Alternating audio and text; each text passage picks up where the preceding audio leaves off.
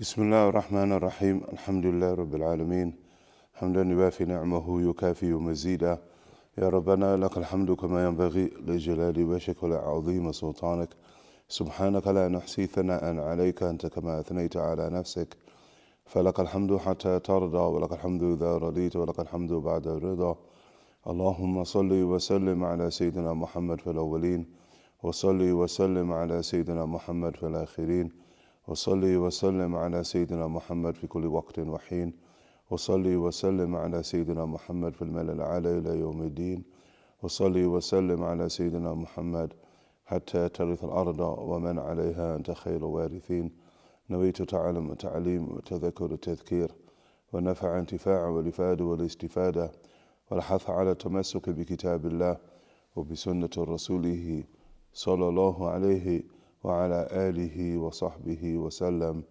ودعاء للهدى ودلالة على الخير ابتغاء وجه الله ومرضاته وقربه وثوابه سبحانه وتعالى. In our continuation of the reading of the work of Imam al-Tirmidhi rahimahullah ta'ala in his Shama'il al-Muhammadiyya, and we've reached chapter 22, which the Imam rahimahullah ta'ala entitles Babu ma ja'a في تكأة رسول الله صلى الله عليه وعلى آله وصحبه وسلم وفي تكأة رسول الله صلى الله عليه وعلى آله وصحبه وسلم, i.e. what has been narrated concerning the reclining of the Messenger of Allah صلى الله عليه وعلى آله وصحبه وسلم, yani here upon a cushion. Okay, and again obviously the munasabah, the harmony between chapter 22 and chapter 21, that often and it appears when they're reclining, they actually recline, quote unquote, in a sitting position. Okay, so the previous chapter is about the manner in which the Prophet ﷺ sat, and as we learned that often when the Prophet ﷺ and he would sit, sallallahu alayhi wasallam, you could also find him reclining, sallallahu alayhi wa alihi wasallam, or in a reclining position. وبي إليه قال حدثنا عباس بن محمد الدوري البغدادي قال حدثنا إسحاق بن منصور عن إسرائيل عن سماك بن حرب عن جابر بن سمرة رضي الله تعالى عنه قال رأيت رسول الله صلى الله عليه وعلى آله وصحبه وسلم متكئا على وسادة على يساره صلى الله عليه وعلى آله وصحبه وسلم. يعني سيدنا جابر بن سمرة يعني رحمه الله تعالى, and the companion, he said that I saw the Messenger of Allah sallallahu alaihi wasallam reclining on a cushion on his left side sallallahu alaihi wasallam. And obviously all three are considered to be sunnah. And the first of them, i.e. to recline. Okay, so when somebody sits, I need to recline, quote unquote, to place themselves in a more comfortable position, which is the basis of somebody reclining. Okay, they're quote unquote, they're comfortable or making themselves comfortable. And that is a sunnah of the Prophet sallallahu alaihi wa alihi wa sahbihi wasallam. And the second of them is that the Prophet sallallahu alaihi wasallam reclines upon a cushion. And as we learned previously, that there are certain items that the Prophet sallallahu alaihi wasallam will always have with him sallallahu alaihi wasallam, safara wa hadara, regardless of whether he's a quote unquote home or abroad. And if amongst them is the wisada, and the wisada is like a cushion. And when we make a cushion, like a very, very firm cushion, maybe like this, quote unquote, or maybe like a bit firmer, and the ability for somebody to recline upon it, and not a soft cushion. So that's what we call a wisada. And we'd also mentioned when we spoke about the great Imam and companion of the Prophet sallallahu alaihi wasallam, Sayyidina Abdullah ibn Mas'ud rahimahullah ta'ala, that he is sahib al-wisada, that he is the one who would more often than not be seen carrying the actual wisada or the cushion of the Prophet sallallahu alaihi wa alihi wa sallam, Sayyidina Abdullah. And that there is considered of the great Ida Wisada is considered something that is from the extension of karam. Because more often than not, the Rasul are not necessarily carrying a wisada and a cushion for himself, sallallahu alaihi wasallam, but it could be for the Rasul to extend it, quote unquote, in all hospitality as he hosts anybody else, sallallahu alaihi wa alihi wa sahbihi wasallam.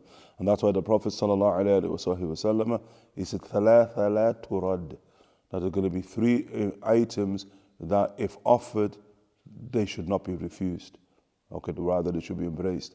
And the Prophet ﷺ said that we said that first and foremost, an actual cushion. If somebody offers you a cushion, okay, they're hosting you, hospitality, and they offer you a cushion, and like it's not for you to say, no, I'm okay, I'm fine. Okay, but rather what they're inviting you to is to be more relaxed or more comfortable inside of their presence. And so, la turad. Likewise, also milk. The Prophet ﷺ said milk. Somebody offers you milk, and la yurad, la turad, that it's not going to be refused. It's wrong to refuse it. And then likewise, also perfume. The third of them, the Prophet ﷺ said perfume.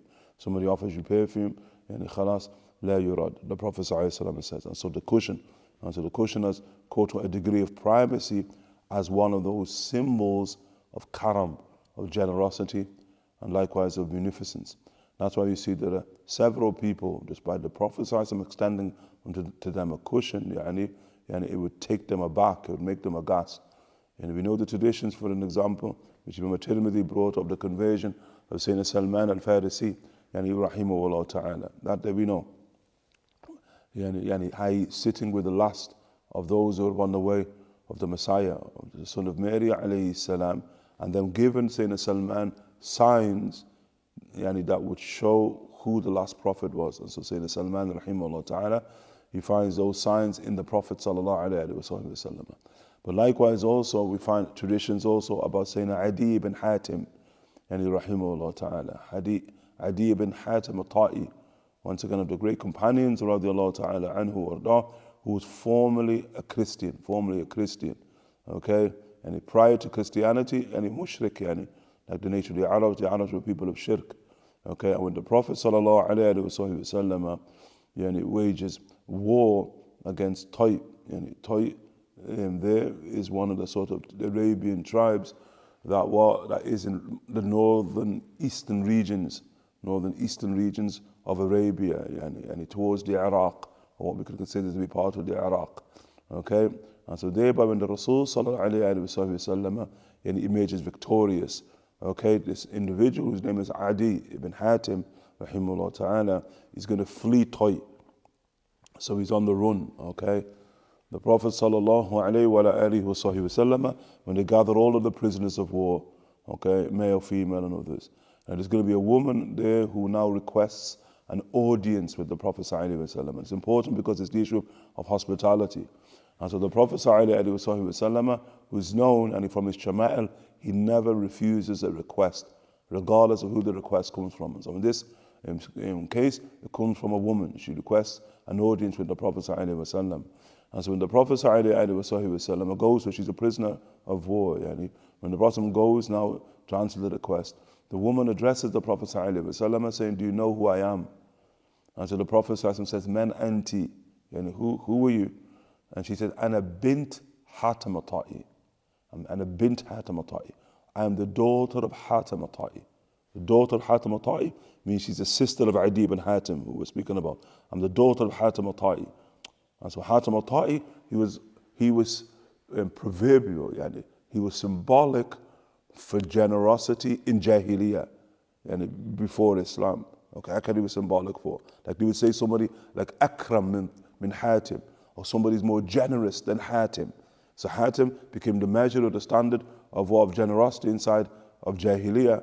It says that if he had a single guest come unto him, and he had no food inside of his house in order to treat his guest well, okay, then what would he do? He would take his prize camel of the Arabs, or what they call red camels, like the Prophet ﷺ, he said, for Allah in al-Bukhari, for Allah Ta'ala to guide you, speaking to Sayyidina Ali ibn Abi Talib, to guide somebody upon your hands, a single person upon your hands, خَيْرٌ مِنْ حُمَرِ النِّعَمِ.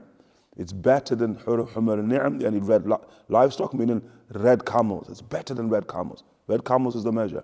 Hatim al-Ta'i would take what is his prized red camel and slaughter that camel just to host a single guest. Remember, it's not the age of fridges or freezers or what have you. And a camel will give in excess of 450 kilos of meat, 450 kilos. And you're slaughtering not just a camel, but the prized red camel. The greatest of camels, you slaughter that just to feed one guest, just to host one guest. And so he became proverbial and he's symbolic and for generosity. And although of the stranger things, and if we look at the school of Imam Abu Hasan al-Ash'ari, and rahimahullah ta'ala, in terms of theology, there is what are called Ahl al-Fatra, with a ta, Ahl al-Fatra. And Ahl al-Fatra are those who live between the prophets, unto whom no prophet has been sent, no message has reached. You call those Ahl al-Fatra. And the position of the school of Imam Abu Hasan rahimahullah ta'ala is a kulluhum najun. All of them are saved. They've all received salvation from Allah subhanahu wa ta'ala, while the standard of khair wa shar, of morality, has not been established amongst them. It's not been established. Okay? So Allah ta'ala yawm al-qiyamah judged them in accordance to what? Okay, remember Allah subhanahu wa ta'ala, وَمَا كُنَّا مُعَذِّبِينَ حَتَّى نَبْعَثَ رَسُولًا. Allah ta'ala says, we do not punish a people, and judge. We do not punish a people until we first send unto them a messenger, a message. Okay? And so that's Ahl al-Fatra. They have no messenger, they have no message. كُلُّهُمْ نَاجُونَ. And so obviously the greatest period, or even maybe the only known period we have of what Fatra as a period, definitive period, يَعُمَّ الْأَرْض, that what spans the length and breadth of earth, is between the son of Mary alayhi salam and the Prophet sallallahu alayhi wa sallam. Ahl al-Fatra are there. Okay, so كُلُّهُمْ نَاجُونَ. How can we believe? وَلَوْ عَبَّدُوا أَصْنَامًا. Even if they worshipped idols, no matter what they did, Yawm al-Qiyamah, we believe they're inside of paradise. Okay? That is the school of Imam Abu Hasan al-Ash'ari, rahimahullah ta'ala, amongst other schools. Except, what's the exception? The exception are people that the Prophet sallallahu alaihi wasallam has specifically sallallahu alaihi wasallam pointed out that they're going to hell. Okay? And that's the only way the Ash'aris can reconcile it, because the Rasul has spoken about people who lived between the Prophets. I lived between him sallallahu alaihi wasallam and the son of Mary alayhi salam, but the Rasul said that one going to hell. Like the Prophet sallallahu alaihi wasallam said, Imru Qais, qa'id ash-shu'ara'i ila nar. Like the Prophet sallallahu alaihi wasallam said, Imru Qais is considered the greatest poet ever. The Prophet sallallahu alaihi wasallam said that he's the leader of poets to hell. He's going to lead all poets to hellfire. The Prophet sallallahu alaihi wasallam said. Like why? In that he's from Ahl al-Fatra. Why the Rasul single him out? We can speculate when we look at quote unquote the words, the meaning that Imru Qais quote unquote filled his poetry with. We can speculate, But then Imru Qais said, but many a man said also, that which Imru Qais said. And so there's something that this min asrar al-nubuwah, this is from the secrets of prophecy that the Rasul sallallahu alaihi wasallam obviously mutala alayhi, that the Rasul has knowledge of. That there's something that Allah subhanahu wa ta'ala wants Imru Qais for in the midst of hellfire. Allah ta'ala snatch him for and cast him into the midst of hellfire. What's the point? The Prophet has also pronounced that upon Hatim al-Ta'i. And Shuf, Hatim al-Ta'i not necessarily like Imru Qais. Imru Qais, we can read his words and we can say, okay, I wasn't a good fella, but when we look at Hatim al-Ta'i, like in a sense the opposite end of the scale. Like all we really know about him, what's more famous about him is just his karam. I know the Prophet will sort of immortalize that inside of the deen of Allah Jalla Jalaluhu wa Ta'ala Ta'adhamatuh, where the Prophet sallallahu alaihi wasallam, he says, "Man kana yu'minu billahi wa yawmil akhir, falyukrim dayfa." That whoever believes in Allah on the last day, yukrim dayfa. Then he should what? He should honor, and he should karam, be generous, be munificent to his guest. The Prophet sallallahu alaihi wasallam says, "The deen of Allah Jalla Jalaluhu wa Ta'ala Ta'adhamatuh." Okay, the Prophet ﷺ, and when he's at to Mecca and Quraysh now, when quote their fate is clearly in their eyes, in the hands of the Prophet ﷺ, and then the Prophet ﷺ asked them a very simple question: ماذا تظنون أني فاعل بكم? Like, what do you think I'm going to do with you now? Now, when your fate, the fate of your children, and the fate of your progeny, the fate of the city is now in my hands. The Prophet ﷺ is saying. The only thing they've got us in their eyes. Because they're not believers in the Prophet ﷺ, but they must now conjure up something, words, vocables, to say to the Prophet ﷺ that will save them. So they just, in a sense, we've got to give this our best shot. So what did they say to the Prophet ﷺ? Akhun Kareem, ibn Akhun Kareem. Akhun Kareem. You got to describe the Prophet ﷺ, attribute to the Rasul, Karam. Akhun Kareem.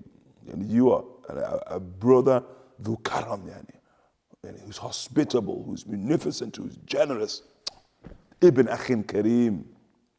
Okay, Ibn Akhin Kareem, sallallahu alayhi wa alihi wa sallam, could mean Ibn Akh, Yeah, I mean, you're looking at the tabaqat of Mecca, you're still one of us. You're our brother, you're our son.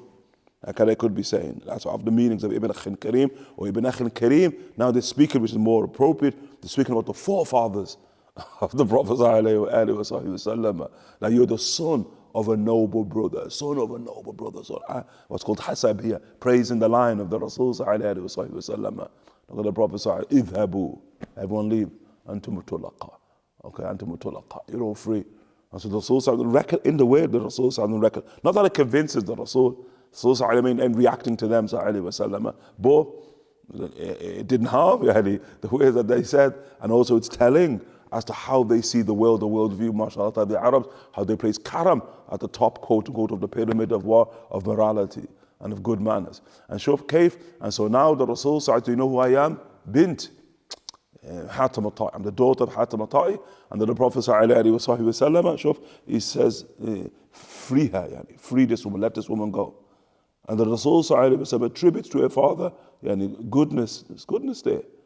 Clearly in terms of his karam, but whatever else, from amongst the secrets that Allah subhanahu wa ta'ala bequeathed to the heart of the Prophet ultimately, and it didn't fare him well.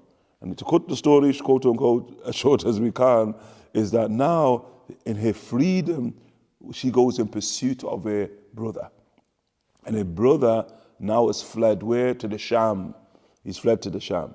And what he did whilst he's inside the Sham and Adi is that he's embraced Christianity. And then likewise also in his words, he's with the last of the Christians. So he's with the last of the Christians alive, either true Christians upon the way of the son of Mary alayhi salam.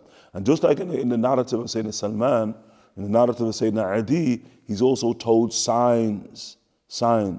Okay, and from the signs that you'll find inside the last prophet here is going to be the sign of his humility.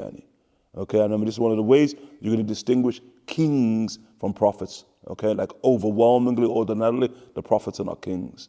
And you can call them king all you want, like the Jews, they used to call the Rasul sallallahu Malik Yathrib, the king of Yathrib. Okay, Asma, Samaytumuha, as Allah Ta'ala says, these are names that you're attributing. Like you never, and from Allah subhanahu wa ta'ala, there's any sultan, there's no authority that was descended from Allah Ta'ala to call the Rasul sallallahu wasallam. Okay, the Rasul, beyond kingship. That's like when saying Abu Sufyan, rahimahullah ta'ala, at Fat Mecca there, when he gazes into the night sky, and he just sees fires upon fires upon fires. 10,000 fires he's seen lighting up the night sky. Okay, and the Rasul has commanded every companion to light a fire, an individual fire for themselves. And this is part of the Rasul's strategy, al-harbu khid'a, to avert warfare, to avert bloodshed, because ordinarily to each fire, it's like 10 people, 10 people.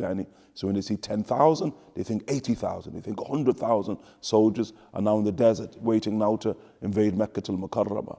Okay, and so Abu Sufyan there is alongside Abbas ibn Abdul Muttalib, the uncle of the Prophet ﷺ. He's just taken aback by that. And he says, لَقَدْ أَصْبَحَ مُلْكَ ibn أَخِيكَ عَظِيمٌ. He said that the kingdom of your nephew has now become great. The kingdom of your nephew has been great. And so thereby, Sayyidina Abbas says, وَيْحَكَ يَا أَبَا سُفْيَانَ. Woe to you, Abu Sufyan. How could you even utter such a word with the great intelligence that you have? He says, this is not mulk. And mulk, kingdom. Okay? This is not kingship here that you're gazing at. Like he's not a king. Sallallahu alayhi wa sallam. This is prophecy. We must make it distinct. And so prophecy of the signs of prophecy, like the attributes, the qualities, the akhlaq, the character, as Imam al-Tirmidhi himself will bring, will be humility. And so humility, I remember, it's not ordinary humility, it's humility of Rasulullah sallallahu alaihi wasallam, which again, yafuq, is above, over and beyond the humility of all of the prophets and the messengers themselves. Okay, so now how is all of that going to be captured? Like Quraysh have to seize that moment, you give it your best shot. They're going to attribute karam. How is it going to be captured, quote unquote, when Adi ibn Hatim now, advice of his sister, listening to the last Christians, the final prophet has arrived. He knows of the Rasul because the Imams of the Prophet companions, Sayyidina Zayd ibn Haritha and others, radiallahu anhum wardahum, mashallah ta'ala, lay siege upon Tayyib and Warabi, the lands of Tayyib. So what then? Okay, so now he's going to go to the Rasul because she's saying, shuf, this man ain't ordinary. Let me go there just upon the mention of my father. Shook this man inordinately. And so now he goes all the way to Medina to Munawwara. And then now he's going to, mashallah ta'ala, he's going to ask for an audience with the Prophet sallallahu alaihi wasallam. And of the things he's noticed, these are the things of humility, is the Prophet sallallahu alaihi wasallam now going to prayer. He notices the Rasul going to prayer. And when the Rasul sallallahu alaihi wasallam is going to prayer, there's a woman there who beckons the Rasul. She has a need, just like his sister had a need. She has a need. And the Rasul stops and goes and sits with her. What's your need? So he's like, oh, get the point. Like any woman, any person can get an audience with him. Like I hate that from my sister, but for him, his sister ain't orderly. She's bint. Hatim, she's like a princess. She's like a queen. Like this ordinary woman will just stop him in the street and he'll sit there and sallallahu alaihi wasallam. So he's noticing. But when he sits with the Rasul sallallahu alaihi wasallam, when she sits with the Rasul sallallahu alaihi wasallam, there's one act that takes him aback. All this just for this one point. What is that? The Rasul simply sallallahu alaihi wasallam takes hold of a wisada and gives it to him. Gives it. That, like, Allah alam, I don't think we get that. I don't think we understand that. You could, how does taking, quote unquote, a cushion and offering the cushion, the had waka thiqal, it weighed down upon the heart of Hatim. This man is not ordinary. That's a proof of nubuwwah. You read it? And so often when we hear that the Rasul sallallahu alaihi wasallam travels with a cushion, there's a sidq in that, that is clearly, quote unquote, addressing the mindset of the Arabs inside of that day, in and of itself, okay? And the cushion. And so what you want here is that the Rasul sallallahu alaihi wasallam will lean on it. But the Rasul sallallahu alaihi wasallam will more often than not sallallahu alaihi wasallam take it and give it to those sallallahu alaihi wasallam as a proof of who he is, sallallahu alaihi wa alihi wasallam. Third thing was that on his left side. Otherwise we understand the Rasul yuhibbu tayamun. The Prophet loves right side. But the tradition here clearly says that the Rasul sallallahu alayhi wa alihi wa sallam will lean upon his left side, sallallahu alayhi wa alihi wa sallam. And when the Rasul sallallahu alayhi wa sallam, he's relaxed, he's comfortable, sallallahu alayhi wa sallam. But remember, the Rasul sallallahu alayhi wa sallam can still address, can still speak, sallallahu alayhi wa sallam, when he's in such a position, a posture, sallallahu alayhi wa sallam. Our point is that the Rasul sallallahu alayhi wa sallam, the Rasul, maybe like a word to use, that he's animate. The Prophet ﷺ, when the Prophet ﷺ speaks, his hands move. Academic tradition will say when he speaks, his hands are in harmony with his voice. And so the point is, now when you're reclining, it's as if one hand, quote unquote, is not going to be able to be as animate. And the hand that is more, quote unquote, proper to be animate is the right, isn't it?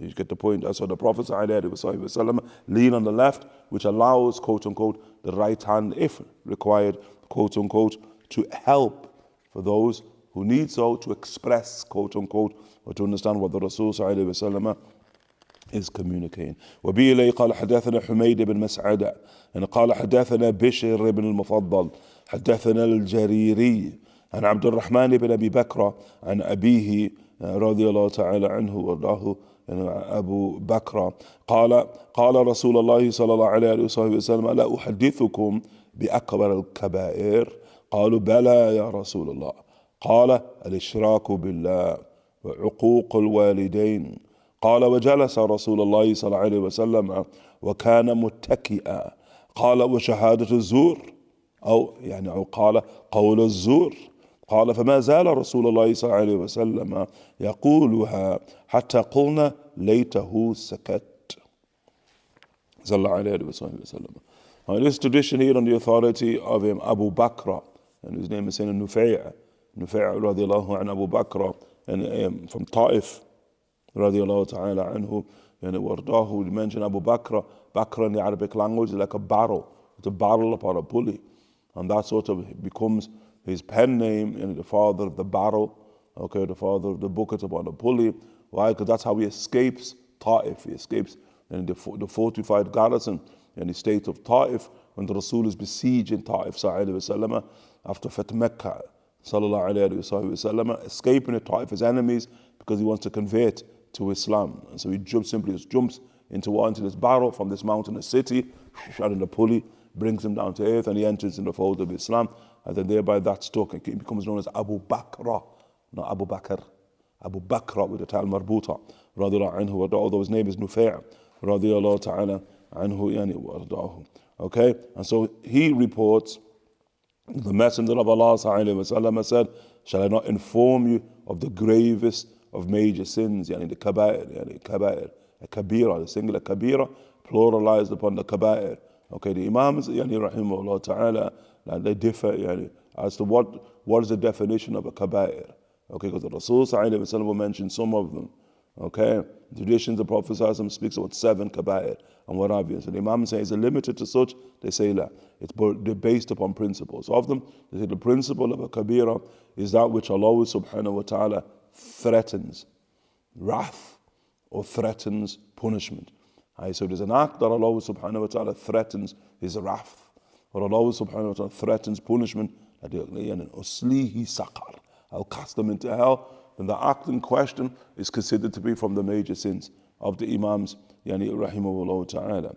Other of the Imams, yani rahimahullah ta'ala, they say yani the kabira is defined by hudud, and the corporal punishment. Yani whatever Allah subhanahu wa ta'ala in the Sharia of the Rasul sallallahu alayhi wa sallam as a corporal punishment yani is upon, and you're punished had and by the law, then that's a kabira. Okay, and although both definitions, they don't embrace everything that the Imams rahimahullah ta'ala want to be embraced in terms of what you call the major sins, quote unquote. And others of them, they say that it's any act that a person does that it gives the sense of somebody being lax in religion. You get the point, somebody showing no respect to religion, yani. They call it riqqa fi deen, the very sort of slight in terms of religiosity. And some say that the act there that they're doing that gives that sense, that's what you call like a major sin. And so obviously major sins are part of our classification of sins. Obviously the worst of all sins, that's what the Prophet says, is going to kufr. Nothing worse than kufr. And the kufr is a contravention of God, that they kufr and they disbelieve that they're the worst. And nothing worse than that. Okay? And that kufr there, that's what Allah subhanahu wa ta'ala doesn't forgive. Okay, according to our belief, our i'tiqad, Allah ta'ala is not going to forgive kufr. Somebody die upon kufr. Okay? Other than that, the next classification, sort of less than that, but still extremely severe, is bid'ah. Bid'ah, heresy. And bid'ah or heresy, that's a contravention of the Rasul sallallahu alaihi wasallam. Okay, now you're going against God. And that's kufr, and you're going against the Rasul sallallahu alaihi wasallam, that they're bid'ah. Okay, that is the next in terms of severity. And thereafter, in terms of severity, comes what? Kaba'ir, major sins. So but these major sins, they don't take you out of the millah. They don't la yukhrijuka min al-millah. It doesn't mean that you're a non-Muslim if you commit a major sin. But they're grave with Allah Ta'ala, and unless there's some type of prophetic, quote unquote, or saintly interference in what we call shafa'a, yawm al-qiyamah, then you'll be punished severely by Allah subhanahu wa ta'ala, and often the punishment of Allah Ta'ala in this world before it manifests inside of the world to come. That day you call kaba'ir. But what's important, la yukhrijuka min al-millah. That somebody does it, it doesn't quote unquote cast you beyond the pale of Islam. I believe that it does cast you beyond the pale of Islam. That's one of the signs of the Khawarij that takes you into the world of bid'ah. If you believe that committing a major sin takes you out of Islam, now you are a heretic. Because that's one of the beliefs of the Khawarij, okay? Those who seceded, from the way of the Imams, rahimahullah ta'ala. And then thereafter, after the kaba'ir, then you move into what's called the sagha'ir, which are the minor sins, Okay, and that's why often when you hear that whoever does such and such an act, Allah Ta'ala forgive all of their sins, the Imams want to carry that upon the sagha'ir. That the sagha'ir, minor sins, can be forgiven by Allah subhanahu wa ta'ala, even without tawbah. Even without somebody making tawbah, because they can be wiped by other acts. Like the Prophet ﷺ, and like he says in Tirmidhi, وَاتْبِعْ سَيْلَةَ حَسَنَةَ تَمْحُوهَا, and follow up a bad deed with a good deed and it wipes it out. So just by doing a deed, that deed can wipe out another deed, which is bad. What deed? Sagha'ir, minor sins, not major sins. They say major sins require tawbah. Tawbah is a prerequisite for Allah subhanahu wa ta'ala to forgive. And then others, we'll have another classification, which is called tabi'at. Tabi'at here are transitive sins, i.e. when you misappropriate the right of another person. And so some will give that its own type of classification, there, which would give us sort of five classifications of sin, bunya al-Islam ala khamsin, and again that cosmic number of 5. And so in this tradition of Sayyidina Nufair, Sayyidina Abu Bakr, that the Messenger of Allah sallallahu said, shall I not inform you of the gravest of the major sins? They said, of course, Bala, indeed, O Messenger of Allah. And so the Prophet sallallahu is associating partners with Allah, al-ishraku billah. And by mean ishraq billah, the Prophet sallallahu means kufr, ishraq, and idolatry. That's what the Prophet ﷺ means. Well, otherwise, shirk, no'an. Shirk is of two types. And what you call major shirk and minor shirk. Manifest shirk and subtle shirk. Okay? And so when manifest shirk is when you clearly associate with Allah Ta'ala, establishing something else as the object of worship besides Him, Jalla Jalaluhu wa Ta'ala. But that would embrace anything that removes the rights of God, from amongst which His existence, His necessary existence, subhanahu wa ta'ala. Like someone doesn't even believe in God, aslan, it would enter beneath the rubric here of ishraq. Because the ma'ana the Rasul wants is kufr, that they kufr. Okay, inna Allah la yaghfir, an yushraku bihi wa yaghfir ma duna dhalika liman yasha. As Allah Ta'ala says, Allah Ta'ala will not forgive anyone who associates partners with Him in a major way. But He forgive anything other than that for whomever He pleases, subhanahu wa ta'ala. So this is al-shirk billah, the first the Prophet says. Not minor shirk, because all of us, we have that degree of minor shirk, And there's times when we prefer our opinion over revelation of Allah Ta'ala. That is shirk, because now you're associating yourself with God, isn't it? Like as Allah Ta'ala, have you not seen the one who takes his own desire as a deity? Allah Ta'ala asks, the perennial question. Somebody who acts in an arrogant way. Okay, the arrogant way. Arrogance is a divine quality that is majestic, and so your arrogance now is like you playing God, or somebody here who has envy for another person. The Imam say, "Yunazi'un Allah fi mulki," and so now you're disputing God and His dominion, subhanahu wa ta'ala. All these are manifestations, but they're not mukhrij. They're not what we call ishraq. They're not called shirk al-jali. They're not called manifest shirk, but rather shirk al-khafi. It's sort of this subtle shirk. That the Prophet ﷺ in hadith of Sayyidina Abdullah bin Abbas, he said, shirk is like a black ant on a black rock on the blackest of nights, the Prophet ﷺ says. It's often hard to discern. The Prophet ﷺ says about shirk. Okay? This is obviously the major shirk being spoken about. The second is disrespecting one's parents, uquq, to have disrespect or disobedience to one's parents. And the Imams, rahimahullah ta'ala, sometimes they even say the parents also include your uncles and your aunties, maternal, paternal. It's not just quote unquote the lie there, they say it even spread it out, some of them. It's as if disrespecting an elder. Like the Prophet sallallahu alayhi wa sallam, he said, laysa minna, they're not from us. The one who la yahtarim al-kabir, wa la yarham al-saghir. The one who shows no respect to elders and shows no mercy to youngsters, They're not from us. Okay, and so the uquqiyya, subhanallah, how Allah Ta'ala has established the rights of parents there. In His eyes, Jalla Jalaluhu wa Ta'ala. That's why we're always careful with them. Allah Ta'ala says, don't even say uff to your parents. Don't even say that. Uff. And uff, when someone says to you, like, that, uff. Uff, in Arabic language, it's the least on the continuum of disrespect, it's the least manifestation of disrespect. Allah Ta'ala is saying, don't even show the least disrespect to your parents. And then, part of the respect that you must show to your parents is obedience to your parents. So disobedience to your parents is disrespect of them. Even the school of Imam Malik, rahimahullah ta'ala, the great Imams, mashallah, who helps codify religion, make religion palatable, is somebody called Muhammad Mulud.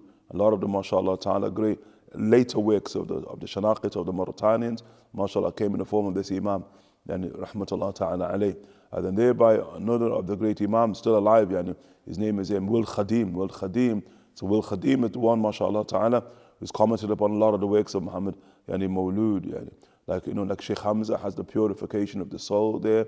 That's the poem is Muhammad Mulud. The commentary there, is by Will Khadim. And Imam, mashallah ta'ala, Yuzar, still visited alive, and people should, it's of those last people, that people should endeavor to try to visit, Will Khadim there. The point being is that he has a book there, mashallah ta'ala, It's on birr al-walidain. Okay, the book of Muhammad Mulud and the commentary of al-Hatim upon mashallah ta'ala, on the respect, okay, and the obedience that must be afforded to one's parents, okay. And mashallah ta'ala, a book very weighty in nature, and a book no doubt, and mashallah ta'ala, to be studied. You know, once we went to Mauritania, yani, to visit Marabt al-Hajj, to visit Marabt Haddamin, and mashallah ta'ala, the Fakhir is with the beloved Shaykh Faiz. So with Shaykh Faiz, and so we're in Nouakchott, yani, the capital of Mauritania. And so now we're going to head to the desert, to Twemeret, mashallah, to visit Marabt al-Hajj. And this is the first time Shaykh Faiz is going to go visit Marabt al-Hajj, yani. And so the Fakhir is telling them, like, you know, you can't go to Twemeret and just sit around. It's a place of ilm, talab, yani, we can't just sit around there. We have to study whilst there. So he goes, marhaba, khalas, we'll study there. So shuf, and although we're just visiting, we're only going to be there for a few weeks, but still we have to study something on Haddamin, Marabt Haddamin.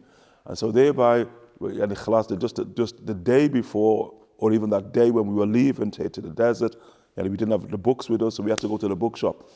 So we get to the bookshop, so he's like, what are we going to read? I said, well, we should read something from Muhammad Mulud, yani. Read from Shaykh Muhammad Mulud.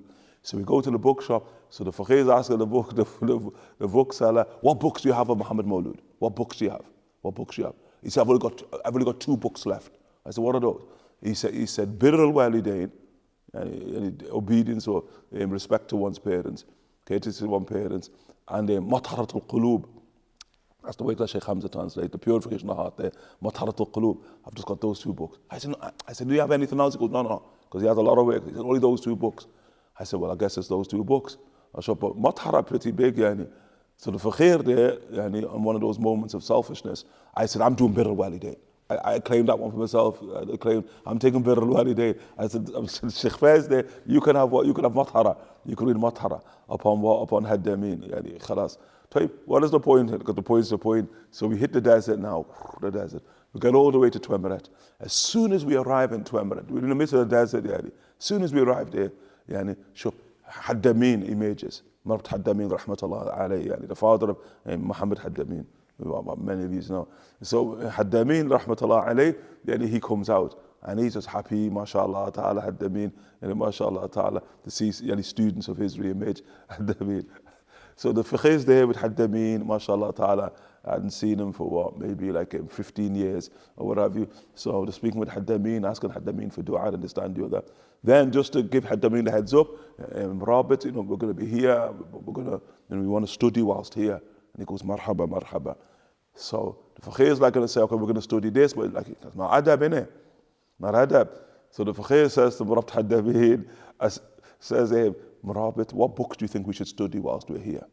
So Marabt Haddamin lowers his head, lifts his head, he says, Birr al-Walidain wa Metaphorical al-Qulub. And Shaykh Faiz was like, subhanallah. And that was his introduction to the world of the awliya there in the desert there. Look at that, Shuf. Of all the books in the world he chose the only 2 books that we had. He said, Birr al-Walidain wa Metaphorical al-Qulub. Oh, you study those 2 books. Okay, MashaAllah ta'ala, and Marabit. And you know, of the Fakhir remembers just in that dars, maybe appropriate for the dars, and we could show you the films and we're studying it with it, like Marabit, like the Rasul sallallahu alaihi wasallam, they be teaching, MashaAllah ta'ala, reclining. You know, reclining, which is the chapter he is in it, the chapter. And Marabt al-Hajj, hakada would teach, Marabt Haddamin, mashallah, hakada they would teach. And the radiyallahu ta'ala, yani, anhuma. Okay, and so associating partners with Allah. Yani in Birr al-Walidain there, yani they mention that if your parents command you to the makruh, not to the haram, your parents command you to the haram, then la ta'ati li makhluqa ma'a ma'asiyat al-khaliq. That there's no obedience to creation when it constitutes disobedience to the Creator. Okay, that's clear. But what about if they command you to the makruh? The makruh, not the haram. Okay, what about that? And so in Birr al-Walidain, they say if your parents command you to do the makruh, it is wajib to comply. Okay, how an act that is makruh by Shariat al-Mutahhara becomes wajib based upon what? Bikhair, just upon the commandment of one's parents. Yani. And the parents, subhanallah, kaif? Subhanallah. And the parents. And obviously the most important of the parents, the mother, yani, the mother. Okay, that means like here, bir al-walidain. In the tradition in the Sahih, man abar, bir, man abar. Who has the most right to my bir? Okay, to my bir. Translated here, to my respect. Who has the most right? And then the Prophet ﷺ, he said, ummak. He says, your mother. And thereby, the question asked, thumma man. He wants to know the continuum there. And then whom? And then the Prophet ﷺ says, ummak, your mother. He says, thumma man, ya Rasulullah. Then whom? And then the Prophet says, ummak, a third time. Then he says, thumma man, ya Rasulullah. Then who, O Messenger of God? And then the Prophet ﷺ says, abuk, your father. Okay? Your mother, your mother, your mother, your father. And that's why the Imams, rahimahullah ta'ala, they say that the Rasul sallallahu alayhi wa sallam is giving you quote unquote proportions there, that your mother has 3 times the right over you than your father has. 3 times, yani. Yani your mother, subhanallah. That's why here, likewise, ummak. And the Imam Muhammad Mulud in his al-Walidain, he brings a riwayah of an Imam, of a person in the age of Imam Malik, rahimahullah ta'ala, ibn Anas. And he goes into Imam Malik, rahimahullah ta'ala, and he says to Imam Malik, rahimahullah ta'ala, that his father, who's left, mashallah ta'ala, and in Medina, and he's gone to Abyssinia. He's gone to Abyssinia for work, for trade. And then trading in Abyssinia, business was going good. And so now he wants, father and sons, son to be part of the business. So he writes to his son and he says to his son, you're going to have to come to Abyssinia and help me with inside of the family business. Okay? But the problem is, his mother says, you're not going. His mother's in Medina. Mother's like, you ain't going. His dad saying, no, you are going. So now he's in between. His father commanding and his mother commanding. So he's going to Imam Malik, rahimahullah ta'ala, and asking Imam Malik, what do I do? Do I obey my father, which is disobedience to my mother? Or do I obey my mother, which is disobedience to my father? What then do I do? So the Imam Malik, rahimahullah ta'ala, which is such an intelligent answer, Imam Malik, rahimahullah ta'ala, he said, attire abak. He said, obey your father. Don't disobey your mother. Innit? You got to figure that one out. Obey your father, but do not disobey your mother. So now you have to figure out how. It's a really intelligent answer. And often the intelligence of the answer is now you're going to have to be intelligent enough to bring your mother and father together such that they give you, quote unquote, the same commandment. You get them, but you must obey your father, but you can't disobey your mother. Imam Malik ibn Anas, rahimahullah ta'ala, abaka. Disobedience. And look at the tradition there of Sayyidina Abdullah ibn Amr. Sayyidina Abdullah ibn Amr ibn al-As, rahimahullah ta'ala. Abdullah ibn Amr ibn al-As, rahimahullah ta'ala, in the tradition, he said he was married. He married, and he said Abdullah ibn Amr, and he's married, he's got a wife. And Abdullah ibn Amr, he said he really loved his wife. He was madly in love with his wife, really. And then his father was Amr ibn al-As, a Sahbi. Amr ibn al-As says, divorce her. Divorce her. And there's no part of divorce, I want you to divorce her. And Amr says, what, divorce her? He says, divorce her. He said, but I love her. Whatever, divorce her. So Amr ibn al-As and Abdullah ibn Amr, like, well, I'm going to divorce her. There's no reason to divorce her. And moreover, there's reason to keep her because I love her. But my dad is for no reason, not even offering a reason why, divorce her. And so Abdullah ibn Amr, he now says, I go to the Prophet sallallahu alaihi wasallam. Shuf, he said, I go to the Rasul sallallahu alaihi wasallam and I say, O Messenger of Allah, my father has commanded me to divorce my wife. And another sort of subplot here is, remember, Amr ibn al-As, he's only Muslim at Khaybar. He's only Muslim at Khaybar, end of 7th, beginning of the 8th. Only 2 years within Nubuwwah he's going to be quote-unquote Muslim for. Amr ibn al-As. As opposed to Abdullah, mashallah, Abdullah. They say amongst the Sahaba, it's one of the situations where the son is better than the father. That's not normal amongst the Sahaba, the father better than the son. But with Abdullah ibn Amr and Amr ibn al-As, they say Abdullah ibn Amr greater than Amr ibn al-As, his own father, in terms of degree. Min a'bad Sahaba, of the most quote-unquote assiduous in the worship amongst the companions. But his dad's telling him to divorce the woman, yani. What do we do, yani? What do we do? So he goes to the Prophet ﷺ and says, Rasul, my dad's telling me to divorce. You get the point? And then even when you think about it, I'm saying another point, another subplot as well between them. Yani, yani, it's father and son, but also in a sense they're like brothers, yani. You know the difference in age between them? 10 years. 10, that shows you as well. The Amr ibn al-As married, pregnant, when he was 9, he got married at 9. I'm not even saying he got married at 9. We're just saying that he had a son by the time he was 10 years of age. And Amr ibn al-As, and that's the great Imam Abdullah ibn Amr, rahimahullah ta'ala. So in a sense, it's like, well, come on, you're my dad, boy. We're nearly the same age, innit? So how can you can see all these subplots? But his dad's telling him to divorce her. And so now he goes to the Prophet ﷺ, and he says to the Rasul ﷺ, my dad wants me to divorce her. And for no reason, and I love her. So what does the Prophet ﷺ say? Look at the way to the Rasul. Ya Abdullah ibn Amr. And look at the bottom, pronounces his entire name. Yani. Ya Abdullah, the son of Amr. Attire abak. Obey your dad. And the story, yani. Obey your father, yani. And that's why when the school of Imam Malik says, if they command you to the makruh, it's wajib to comply. You read it? Araftam? How kind of difficult, yani. Parents, it's difficult, isn't it? Difficult how the deen is set with parents. I mean, subhanallah. And how kind of you can see with even in the narrative of Sayyidina Ibrahim alayhi salam, isn't it? When Sayyidina Ibrahim alayhi salam, when he comes to Mecca, he arrives in Mecca to al-Mukarramah and he goes to the house of Ismail alayhi salam. And Ismail's not home, Ismail gone out. And so the wife is there. And so Ibrahim asked the wife, how's the husband? How's the husband? And so, ما رأيت خير منك قط. Yani she's not saying any good words about Sayyidina Ismail. Can you imagine that? This is the wife. This is the Prophet Ismail. Sometimes you can forget that in the narrative.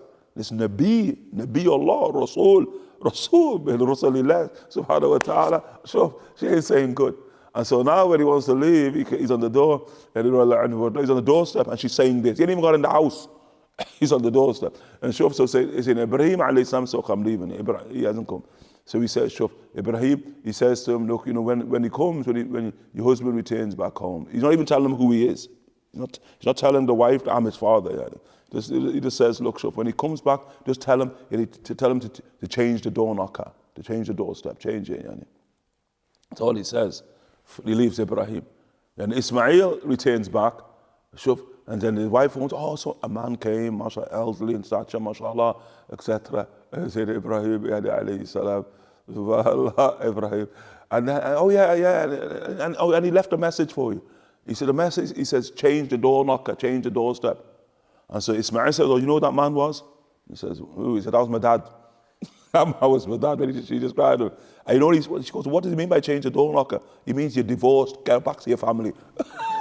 Go back to your family. That's what my dad's told me, they're divorced. But the point where you want to get from that is, he could have been like, but I love her.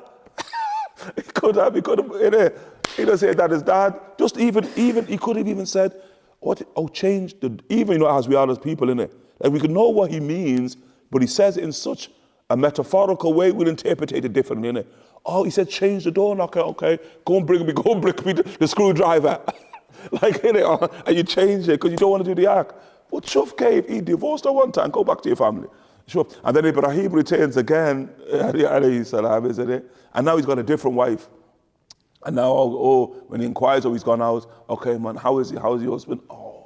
She sits there praising him and speaking about his mahasin and all that, mashallah ta'ala. And so Ibrahim says, I'm leaving. But when your husband returns home, tell him to keep hold of the door knocker, we'll keep hold of it, okay. And he obeys. Radiallahu ta'ala anhu, wardahu. The point here, disrespecting one's parents. Okay. That they are problematic. The greatest disrespect is religiously. You get the point? Like in Ibn min Ahli. How can when saying Nuh alayhi salam with his son, when now the flood, the Tawfan, there, khalas, and he's come, we'll save you. He said Nuh is addressing his son. You show his son who's on kufr there, the son of Nuh alayhi salam. And whichever way that's interpreted, it's interpreted. Whether it's his actual son, whether it's a biological, non-biological, whatever. You get the point. What's more befitting, you're not dealing with biological there, isn't it? That's why even some of the Imams of theology, they say the sons of prophets are prophets. You get the point. like with Sayyidina whom? With Sayyidina Lut alayhi salam, the Banat, his daughters. Like he's offered them to the people of Sodom and Gomorrah, of filth. Nah, they say that doesn't mean his biological daughters. You get the point, like the Prophet said, Ana abun lakum, I'm a father to all of yous. You get the point, it's not biology here. Araftum. And so, but whatever it means by it, yani the point being, Allah Ta'ala says, he is not from your family. He's not from your family. So, I'm good, you don't worry, I'll get to the mountain. And between them, like in this sort of dramatic scene, you just see the waves from the Tawfan now separate, quote, between father and son. And so there's no greater way to disrespect, quote, your parents than kufr, than being upon something different to them. Nasallallahu as-salama wal afiyah. And that's even one of the meanings, the bil ikhtilaf ad-din. So now your parents die, you are inheriting from them in Shari'at al-Mutahhara. There's no inheritance when there's opposition in religion. None in our Sharia. Ala kulli hal, but in that, and it's just a sort of point, in the great Imam of Spain and Morocco Fez, in the Qadi Abu Bakr al-Arabi, in Rahmatullah Ta'ala alayhi, he says, Yawm al-Qiyamah, Allah subhanahu wa ta'ala will question the parents about the rights of the child before he questions the child about the rights of the parent. Ajib, yani. With all that we know about the rights that parents have over their children, Qadi Abu Bakr al-Arabi says, Yawm al-Qiyamah, it's flipped, yani. That Allah will question the parent over the rights the children had over them before he now takes into account, subhanahu wa ta'ala, the rights that the actual child has to show to the parent. Yani because often, and even one of the wisdoms of that, because often, and the child can, quote unquote, be deficient in respect towards the parents because the parent was deficient, quote unquote, in the raising of the child, isn't it? And it's not like the disrespect that a child shows towards a parent didn't appear in a vacuum, yani. Didn't manifest in a vacuum, but there are causative reasons, there are contexts, yani for that the divine subhanahu wa ta'ala will take into consideration, quote unquote, and that can be mitigation, yani for the actual child in front of the Lord subhanahu wa ta'ala, yani yawm al-qiyamah. And the Imam say, well, if that be the case, and why doesn't Allah subhanahu wa ta'ala speak about the rights of the parent, rights of the child over the parent? Why don't we see that in the Quran? But rather we see the opposite. And he said, because the rights of the parent towards the child is known bit tab', whereas the rights of the child towards the parent is known bi-shara'. How can they say? Meaning we've got to be taught how to treat our parents by God. But the parent doesn't have to be taught how to treat the child. It's like innate, bi-tab'.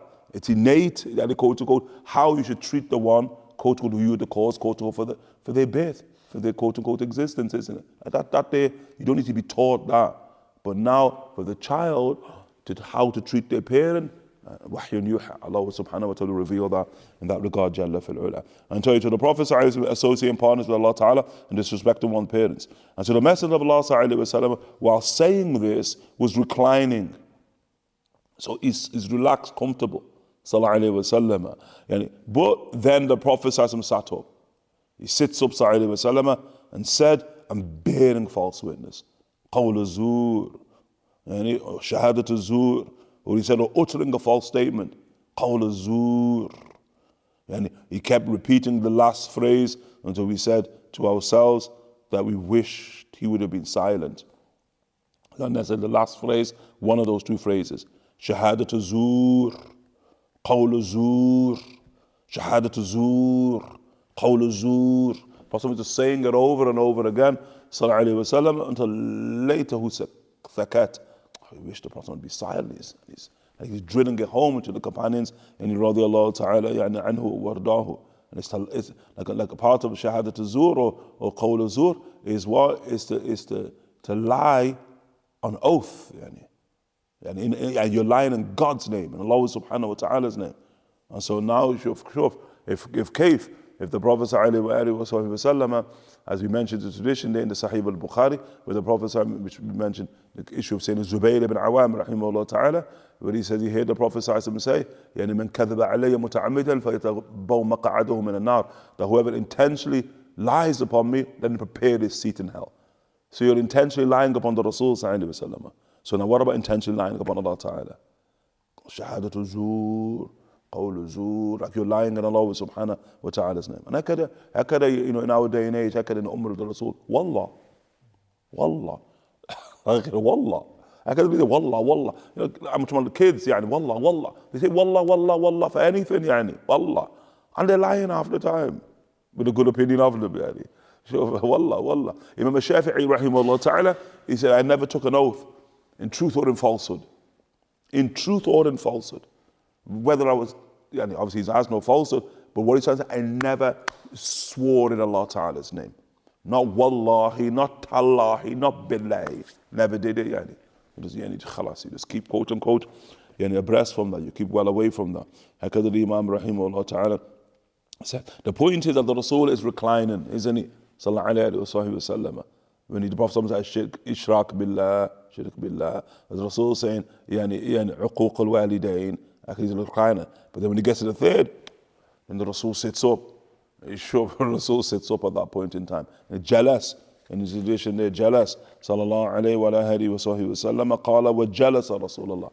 Sallallahu alayhi wa sallam. Wa jealous. Like in the Arabic language, here in the Arabic language, would you say there are no synonyms in the Arabic language, exact synonyms, two words that mean the same. And so here you could say, like for instance, qa'ada to sit. You could say jalasa to sit. But there's no synonyms, okay? They can partial synonyms, naam. But there's no exact synonyms. Exact synonyms where two words mean exactly the same thing. How can you see here? And you have to get that in this. Why? Because here, qa'ada is to sit from a standing position. Whereas jalasa ordinarily is to sit from a lying position. And so qa'ada to sit down, jalasa to sit up. Hakada. Often, when obviously the complexity of the language, it could actually flip, so that jalasa could actually be sit down. Like we mentioned the hadith of Jibreel alayhi salam, we spoke about the sitting of the Rasul, hatta jalasa ila nabi. That jalasa, which is to sit up here, but in the hadith of Jibreel, Gabriel alayhi salam comes, and the assumption here, it could be interpreted otherwise, but the assumption is common. Then he sits down, jalas. Everyone got it? Which what you'd only say is qa'ad, hatta qa'ad ila nabi. بس إن عمر بن الخطاب رحمه الله تعالى حتى جلس إلى النبي صلى الله عليه وصحبه وسلم. به قال حدثنا قتيبة بن سعيد قال حدثنا شريك عن علي بن الأقمر عن أبي جحيفة قال رسول الله صلى الله عليه وسلم ما أنا فلا آكل متكئا. هكذا سيدنا أبو جحيفة رحمه الله تعالى, he reported the messenger of Allah صلى الله عليه وصحبه وسلم said, as for me, I do not eat whilst reclining. I do not eat whilst reclining. Okay? And the Imams, rahimahullah ta'ala, they say, why? Because there's a type of takabbur there. That's all people of kibr, they lie down like, we could, go to ancient Rome, ancient Greek, where they'd be lying down and on the long couch, and he has the grapes. It's what the people of Rafahiyya, people of luxury and pompousness, that's how they would eat. Okay? Rasulullah, I don't eat in that manner. Hakadha the Imams rahimahullah ta'ala say. Of it also the Imams, rahimahullah ta'ala said, Hakadha and Tib, okay, which relates to the sitting position of the Rasul sallallahu alayhi wa sallam. Why? Because when you lie down, recline, the digestive tract opens up. So now you're going to eat more than necessary. You read this, so the digestive tracts open up. Okay? As opposed, remember, to the way the Prophet sits when he eats sallallahu alayhi wa sallam, the posture is about what? Contraction of the digestive tract. Okay, how to contract it, isn't it? When the Prophet sits, as we said, we look at it a lot of time, he's got something, quote unquote, upon his stomach, like his knee, upon his stomach one, his knees, upon his stomach two, sallallahu alayhi wa alihi wa sallam. And then they'll even go further. Remember, from the ways the Prophet sits, as he's mostly sitting now, is murabba'. The Prophet sits, mashallah ta'ala, cross-legged, sallallahu alayhi wa sallam. But he never eats like that. He said, why does he eat like that? Because that position also opens up the digestive tract. And likewise, that's also why they say in the wrong, quote unquote, here, to eat sitting, like we sit now. To eat sitting at a table or what have you. No. Why? Because the digestive tract likewise, it opens up, okay? The first bid'ah, as saying Aisha anha wardaha, she said, was eating at tables. Eating at tables, saying Aisha says, that was the first bid'ah, the first act of heresy. She said, radiyallahu ta'ala, anha, wardaha. And so here in the hadith, of Abu Juhayfa, rahimahullah ta'ala, were no doubt concerned with the food of the Rasul and the diet of the Rasul, sallallahu alayhi wa sallam, and also the minimalization of food. And once time he says he comes to the Prophet sallallahu alaihi wasallam, saying Abu Juhayfa, he comes to the Prophet sallallahu alaihi wasallam and he's burping. He's just burping. He said he'd just eaten a meal of tharid. He just eaten tharid. They say the ta'aba tharid, the best of all food is tharid. He just eaten it, yani, mashallah. And now he's burping in the presence of the Rasul sallallahu alaihi wasallam. And so the Rasul sallallahu alaihi wasallam simply says to Hakadah way to the Rasul, Ya hada. Rasul says, Ya hada. Like, Ya hada, oh, this. He didn't even call him by name, yani. He just calls him this. The beauty of that, he didn't call him that. He called him this, yani. I mean, there's still proximity, there's still nearness, there's still endearment, but he still called him, oh, this. The Prophet ﷺ says that the one who's satiated in the dunya will not be satiated in the akhirah. That's the only simple way to do it. The one who satiated, eats his fill in the dunya will not eat their fill in the akhirah. Simple words. Saying Aisha radiallahu anha wardaha, she's from that day, Abu Juhayfa reduced eating to once a day. Only ate once a day. She said that if he ate his lunch, he would never have an even meal. Dinner. If he had dinner, I mean he was going to eat quote unquote at night or night just before Maghrib, yani, he would never eat quote unquote in the daytime. Hakada. Abu Juhayfa rahimahullah. This is not a simple statement of the Prophet. Then Aisha says, till the day he died. That's how he left the world, yani. Because he understood, shuf, it's not about being satiated here, yani. And so now if it's not about being satiated here, now make sure you understand posture, that quote unquote, that will also facilitate you not being satiated. And posture, the opposite, the contrary, that facilitates you being satiated. That's why this tradition, amana, fala akul mutakiya. The Prophet says, as for I do not eat يعني whilst reclining. وبي إليه قال حدثنا محمد بن بشار قال حدثنا عبد الرحمن بن مهدي قال حدثنا سفيان عن علي بن الأقمر قال سمعت أبو جحيفة رضي الله تعالى عنه يقول قال رسول الله صلى الله عليه وسلم لا أكل متكئا. Here the tradition here that I heard Abu Juhayfa يعني علي بن أقمر, I heard Abu Juhayfa رضي الله عنه وارضاه say that the Messenger of Allah صلى الله عليه وسلم said, I do not eat whilst reclining. وبي إليه قال حدثنا يوسف بن عيسى قال حدثنا وكيع قال حدثنا إسرائيل عن سماك بن حرب عن جابر بن سمرة رضي الله تعالى عنه قال رأيت النبي صلى الله عليه وسلم متكئا على وسادة.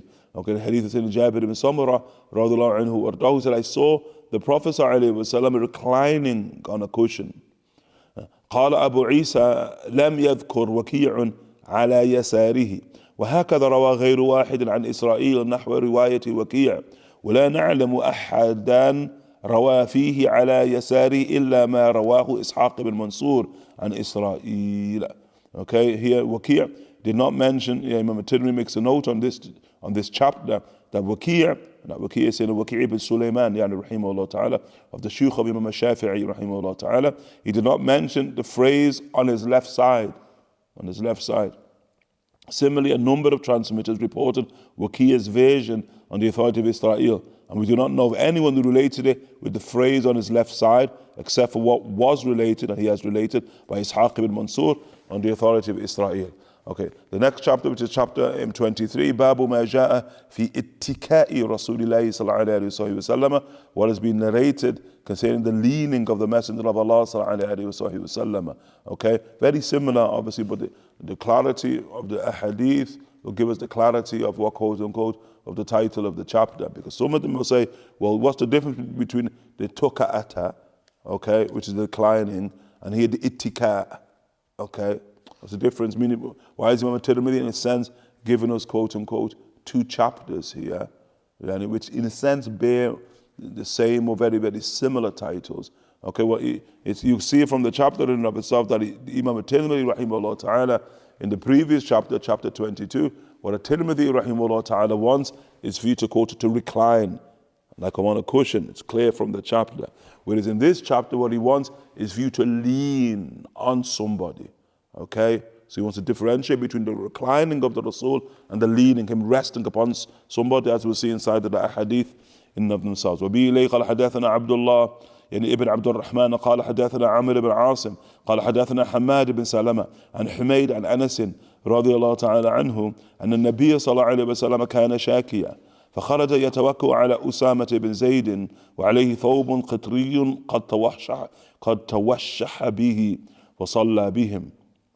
And this tradition here, the tradition of Sayyidina Anas ibn Malik rahimahullah ta'ala, that the Prophet ﷺ was ill, and he's shakiyan. And shakiyan, I say in English, when somebody complains of illness. And he's complaining of illness, but he's not complaining to makhluk, rather he's complaining to khaliq, and he's complaining to Allah subhanahu wa ta'ala, or often, and presenting his illness to the divine, jalalu wa ta'ala. So when the Prophet was ill, the Prophet came out from his house whilst leaning on Usama ibn Zayd, and that's what he wants the chapter for. And the Rasul is resting upon saying Usama, rahimahullah ta'ala, but then there are several. It's not just Usama, because this, as the tradition relates to the final illness of the Prophet sallallahu alaihi wasallam. And the Rasul sallallahu alaihi wasallam, ordinarily there'll be two people assisting the Prophet sallallahu alaihi wasallam. And Usama ibn Zayd, rahimahullah ta'ala, is a fixture. That's Hib ibn al-Hib, the beloved, the son of the beloved sallallahu alaihi wasallam. So proper that Sayyidina Anas rahimahullah ta'ala mentions him here as if in isolation, because as if what Anas is saying, well, he's always present with the Rasul sallallahu alaihi wasallam, and the Rasul will always be relying upon Sayyidina Usama to assist him sallallahu alaihi wasallam when standing or when quote moving into the masjid or the like sallallahu alaihi wasallam. Others will also be alongside. You've got traditions of Sayyidina al-Fadl. Fadl ibn Abbas, rahimahullah ta'ala. Fadl ibn Abbas is the eldest of all of the sons of Abbas ibn Abdul Muttalib. That's why Abbas is Abu Fadl. He's the father of Fadl. And that's why Fadl, the wife of Abbas, and Fadl, she's called Fadl, the mother of Fadl. So Fadl ibn Abbas is the eldest. Abdullah ibn Abbas, young, is the elder brother Fadl, radiallahu ta'ala anhuma. Likewise, also tradition, whom Sayyidina Ali ibn Abi Talib, of those who the Rasul will use alongside Usama, is Sayyidina Ali ibn Abi Talib, rahimahullah ta'ala. And then thereby others, traditions of Sayyidina Abbas himself, not just Fadl, but also Abbas, that the Prophet will rest upon Sayyidina Abbas, and his uncle, sallallahu alayhi wa alihi wa sahbihi wa sallam, Nuba, one of the, mashallah ta'ala, one of the servants of the Rasul sallallahu alayhi wa sallam, Nuba, who's Nubian, the Prophet sallallahu and rest upon him sallallahu alayhi wa alihi wa sahbihi wa sallam. This tradition, Sayyidina Usama, and we're saying Usama, mashallah, azim, and we're saying Usama only young, at this point he's like around 17 years of age, Sayyidina Usama, when he's now with the Prophet sallallahu alayhi wa sallam. And at this point, when he's the general, the supreme general of the armed forces of the Prophet sallallahu alayhi wa sallam, at only 17 years of age, the supreme general of the armed forces, Sayyidina Usama, who the Prophet was established in that position of leadership, sallallahu alayhi wa sallam, to go to face Rome.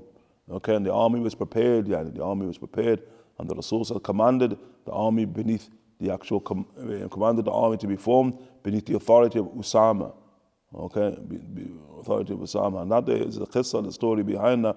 And the Rasul commanded that they be formed 2 miles outside of Medina. And so the camp was being formed 2 miles outside of Medina to Munawwara in order now, mashallah ta'ala, to go to wage war and against Rome, who were threatening, quote, to go to Arabia and threatening Medina to Munawwara.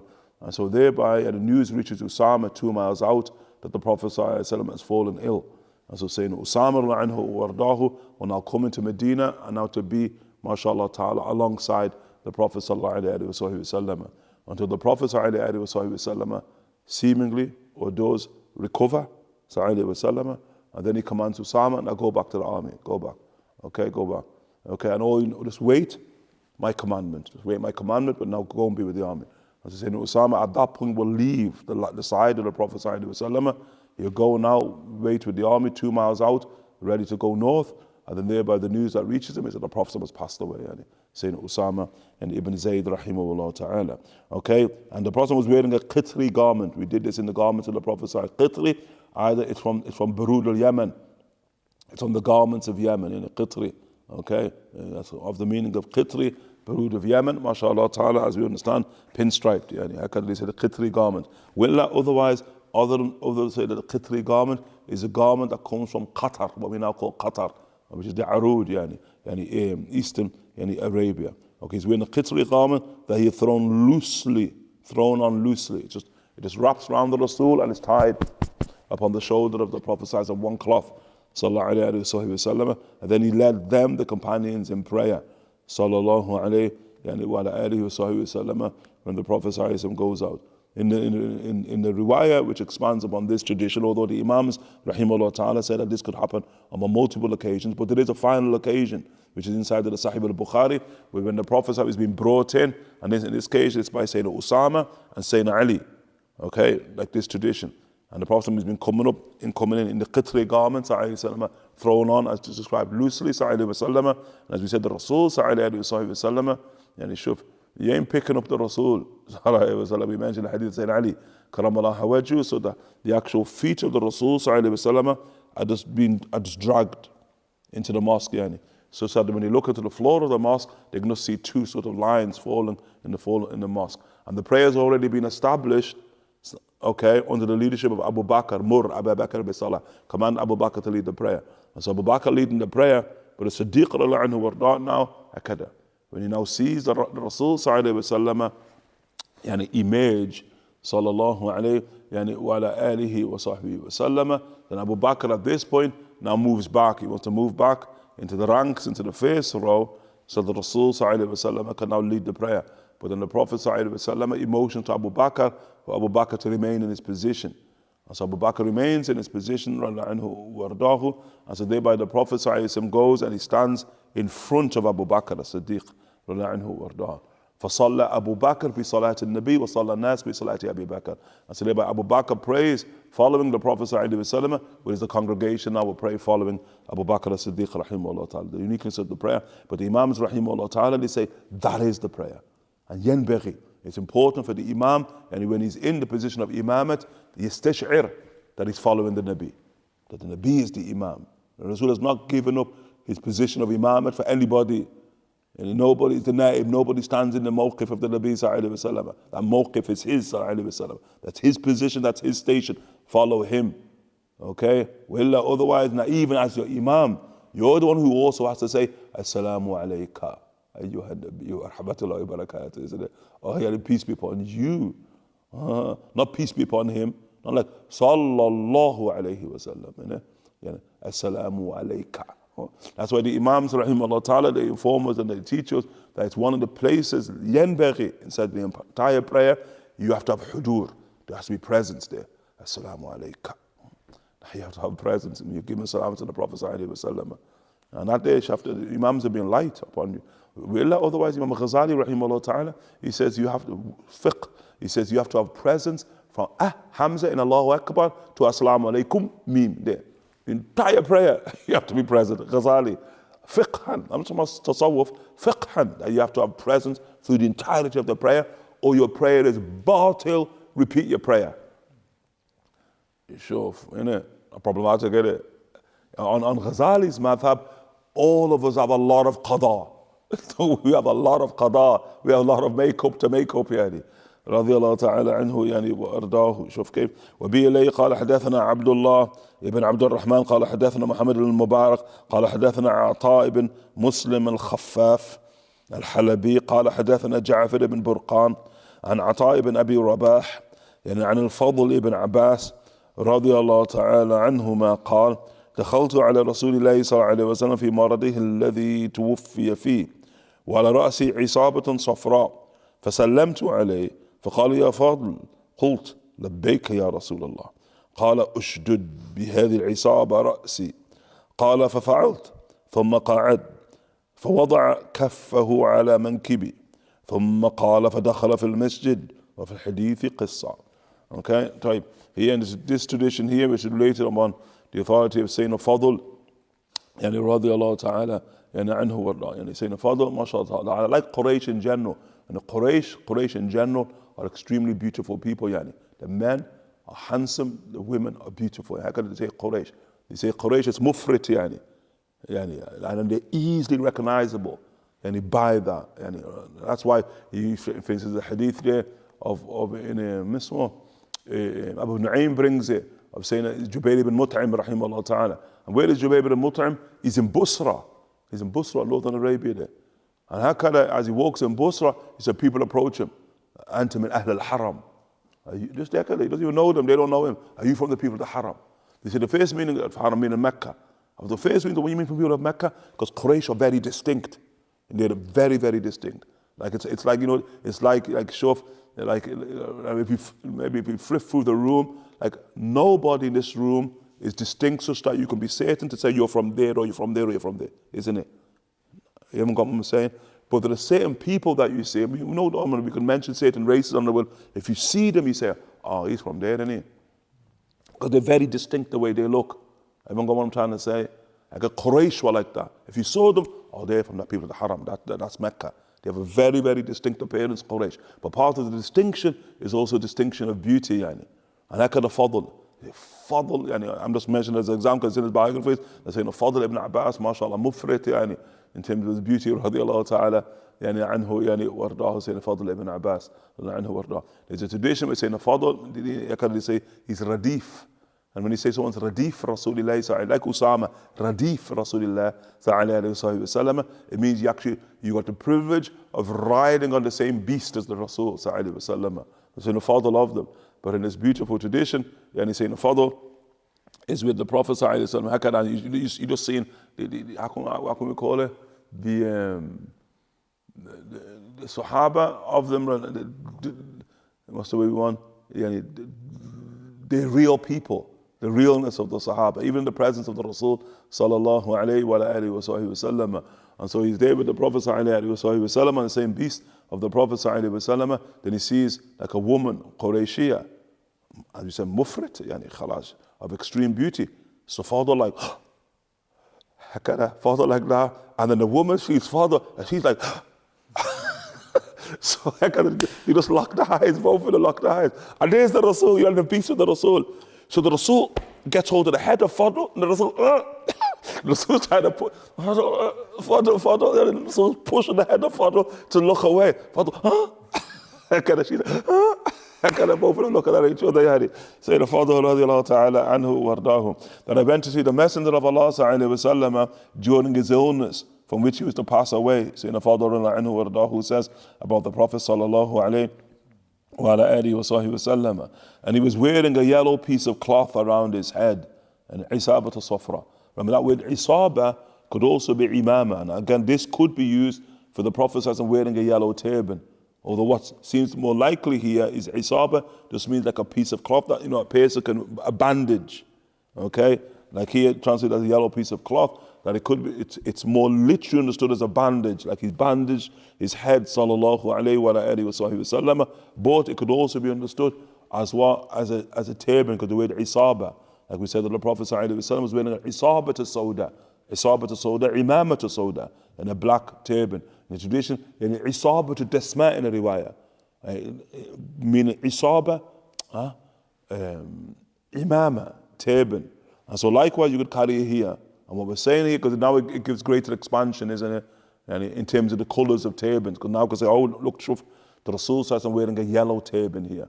So yellow turbans also from the Sunnah, and to wear yellow turbans. And that's why you'd find, remember we mentioned that Badr, that's the turban of whom? Saying Zubair, it becomes the turbans of the angels, and overwhelmingly they descend inside of yellow turbans at Badr, the angels. Although there is tradition that angels also at Badr, like wore red turbans. And so the Imam rahimahullah ta'ala can join between them. The angels are descending in yellow turbans and red turbans upon the battle of Badr. Okay? And so had the Prophet wearing a yellow piece of cloth or a yellow bandage, or even we could understand it as a yellow turban.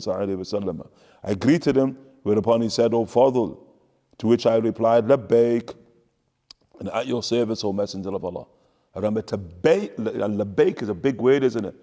We say, labbaik Allahumma labbaik, labbaik la sharika laka labbaik. And we say labbaik to Allah Ta'ala. I had to labbi, yani. But he's saying, the Father saying that to the Rasul, labbaik, labbaik. Hakada, mashallah ta'ala, in one of the sort of great supreme mawlids, which is Sharaf al-Anam. Sharaf al-Anam, mashallah ta'ala, the supreme mawlid, yani, in Sharaf al-Anam. But in Sharaf al-Anam, in the narrative, the story, instead of Sharaf al-Anam, there's a story there of what? Of this Jewish family, isn't it? This Jewish family, husband and wife. Okay, but you've got a Muslim neighbor. Okay, and what you find that the Muslim neighbor is always having mawlids, isn't it? Always having gatherings in praise of the Prophet sallallahu alayhi wa alihi wa sahbihi wa sallam. And hakada.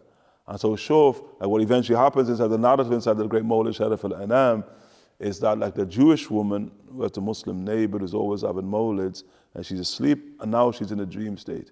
Okay? And so what is she doing in the dream state?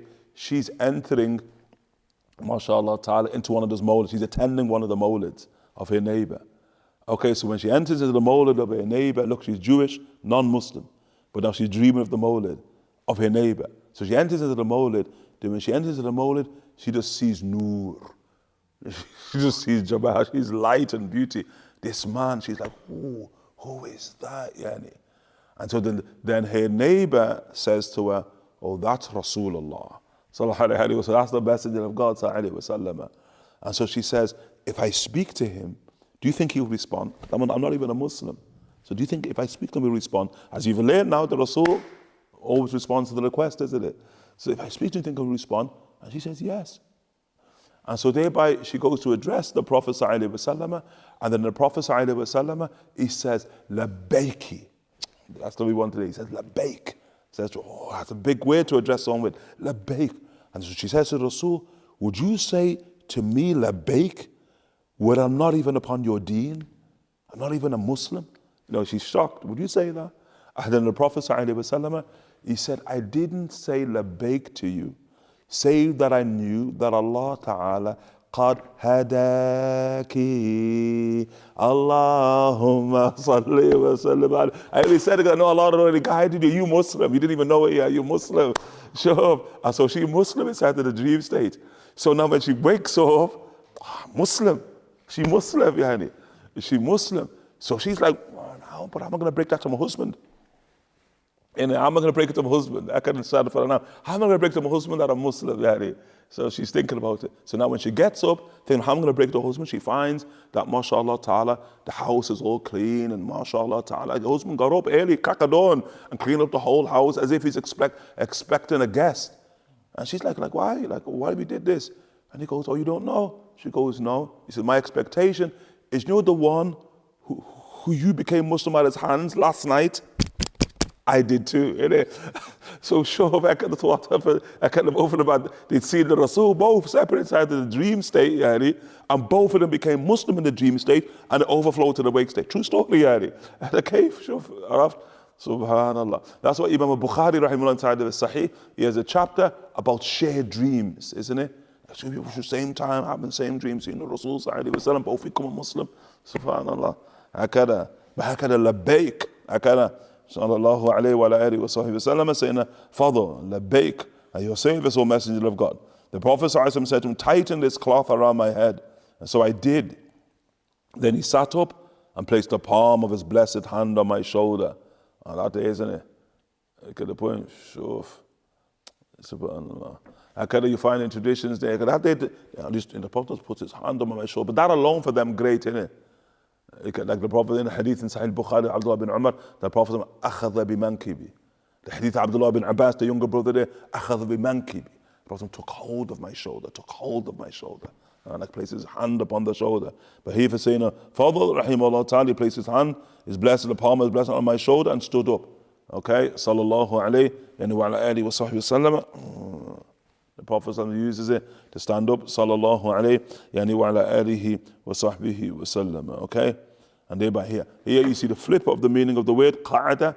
Qa'ada as opposed to sit down. The word qa'ada here is employed actually to sit up. I got to look at al-Arab, trying to understand their meanings here. And entered the mosque, okay? And there's a story behind this narration. The Rasul will take to the minbar, etc. Sallallahu alayhi wa alihi wa sahbihi wa sallam. Tayyib, inshallah ta'ala. Do you have any questions? Inshallah ta'ala, have any questions? Shaykh, in that final, in that prayer where the Prophet was reading Abu Bakr, was that while he was sitting down, or was he still being held by the companion? No, it's Prophet sitting down, sallallahu alayhi wa sallam. No, not being held in. Any questions? Do you have any questions? Shaykh, it's mentioned that Sayyidina Abdullah bin Umar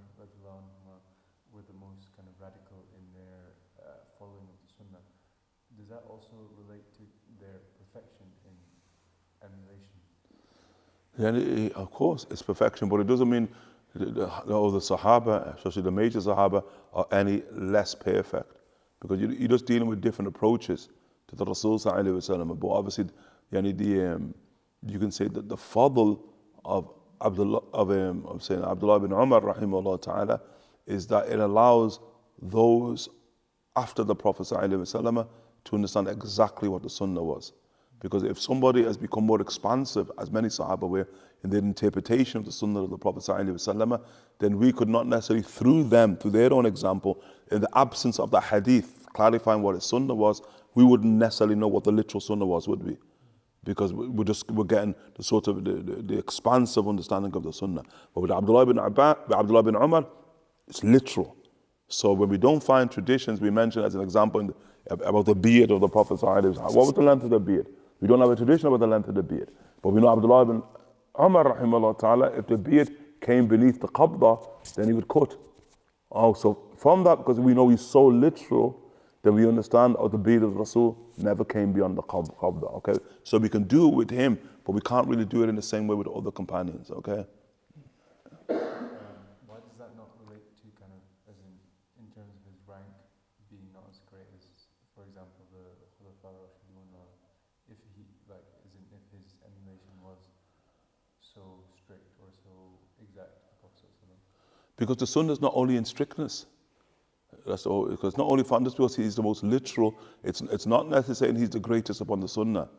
You got to say, and we say the clear benefit is what we've just made mention of, but it's not necessarily that is the approach, because it's not going to be said that, for instance, it's never been said Abdullah bin Umar and he greater than his father. Abdullah bin Umar greater than Abu Bakr and Ali. It's not that, yani. And so those Imams, yani, rahimahullah ta'ala, and you can see from a perspective that, remember, the Prophet ﷺ is sent to humanity, sallallahu alayhi wasallam. And the Rasul ﷺ, in the hadith of Aisha, sallallahu alayhi wasallam, he would manifest to people what a people could embrace, what they could embrace. Now, with the literal sunnah of the Prophet ﷺ, clearly everybody can't embrace that. So if you actually look at it in terms of, you can say the maqasid of the sunnah in and of itself, that the likes of Abu Bakr, Umar, Uthman, Ali, that theirs has greater, it's more expansive, isn't it? More people can embrace the way they present the sunnah than the way, say, Abdullah ibn Umar can present the sunnah. الناس كلهم عيال الله وأحبهم وأنفعهم لله أنفعهم لعياله. So the anfa', and the ones who are the most beneficial, quote unquote, to the dependence of Allah Ta'ala here from amongst the Sahaba, are those who can take the sunnah and I'll make the sunnah applicable, quote unquote, to all those that the Prophet ﷺ has been sent to. Anyway. Like if just imagine the sunnah, the sunnah was only the most literal, then you would not see diversity, you would not see variety inside the ummah of the Prophet ﷺ, with every one of them, albeit differently, outwardly, claiming this is the sunnah. Like we look at the clothes of the Rasul, everyone will claim, quote unquote, from China all the way to Senegal, are going to claim this is the sunnah, the dress I wear is sunnah, and what have you. Sure. If it was, quote unquote, just about Abdullah bin Umar, and as beautiful and as perfect as that is, then sure, it'd be something different, it would be something different. But that perfection, mashallah, which it is, but the perfection is of degrees and of types, the perfection of the literal perfection is also needed. Just like the expansive perfection is also needed. Our teacher Habib Umar, hafidhullah ta'ala, for instance, in clothes, he said in every society that you must have people of the literal perfection of the attire of the Prophet sallallahu alaihi wasallam. They must be there. Whilst Bab Maftu open up the door for other interpretation, but you need people upon the literal perfection of the Prophet sallallahu alaihi wasallam's clothes in this case. Naam, Bismillah.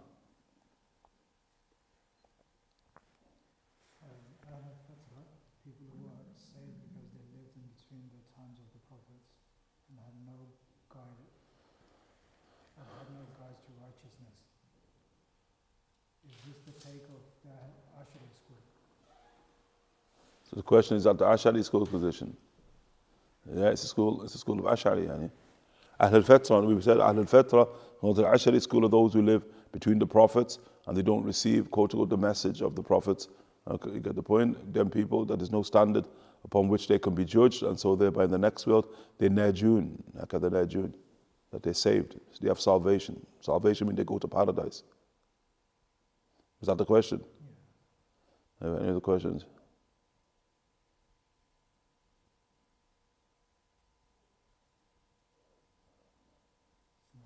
Were the chairs, tables, bed frames at the time of the Prophet ﷺ?